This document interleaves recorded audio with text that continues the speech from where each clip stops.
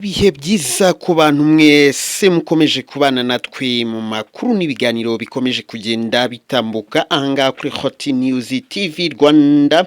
Nkwibutsa ko ushobora no kuba wadukurikira ku Isimbi TV, aho hose ni njye umuhungu wa Mr. Habu Big Baby Mind DJ ugenda ubana namwe. Kora subscribe rero yaba ari hano kuri Hot News TV ndetse no ku Isimbi TV, tujye tubasha kubana mu makuru agiye atandukanye. Birumvikana ko tuba tugeze mu mwanya tugenda tubarebera biba bikomeje kugenda bisohoka mu bitangazamakuru ku mbuga nkoranyambaga ndetse n'ibikomeje kugenda bibera aho dutuye. Muri aka kanya reka tugiye hano mu Rwanda tureba amakuru avuga ko abagabo batatu baje kuba bafatanwa amahembe y'inzovu. Aba bagabo rero bakaba baratawe muri yombi, ayo mahembe bayapakiye mu modoka ya karere ka Burera.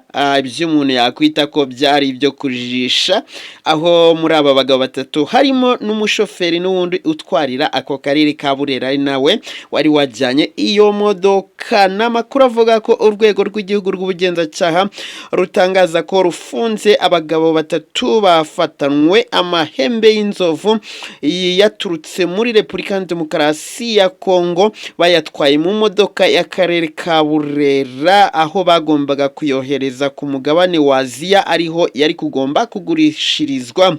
Aba bagabo bafatanwe ibiro 20 by'amahembe y'inzovu bafashwe mu kwezi gushize tariki 17 Ukwakira 2025, aho ayo mahembe atatu yari yakaswemo ibice bitandukanye. Urwego rw'igihugu rw'ubugenzacyaha RIB ruvuga ko aba bari bakoresheje imodoka y'akarere ka Burera kuko Sekamana yari umushoferi w'iyo modoka. RIB igakomeza ivuga ko mwibazwa ry'abo bagabo uwitwa Tuyisenge we yavuze ko yakoraga nk'umukomisiyoneri muri ubu bucuruzi. Tuyisenge akomeza avuga ko hari umuturage wo muri Repubulika Demokarasi ya Kongo wamusabye kumushakira umuntu wamwambukiriza ayo mahembe y'inzovu, nyuma nawe amuhuza na Shirumuteto Jean Pierre. Ayo mahembe aba bashaka uburyo bayambutsa.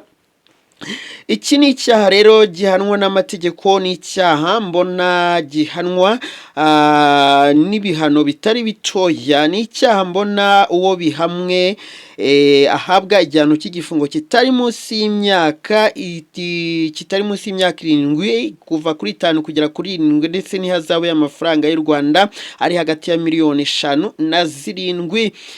Tayari rero wabyumvishe, umuvugizi wa RIB akaba yaratangaje yuko mu Rwanda bidakunze kubaho yuko abantu bishora mu bikorwa nk'ibi. Iyo bigaragaye biba basharaba abari abantu bashaka gukoresha u Rwanda nk'inzira yo kugira ngo babone uko bayambutsa bayajyana mu bihugu byo hanze. Ngayo nguko rero amakuru abarimo kugenda acicikana ku mbuga nkoranyambaga. Hasigaye naho mu kanya mu yandi makuru n'ibindi biganiro.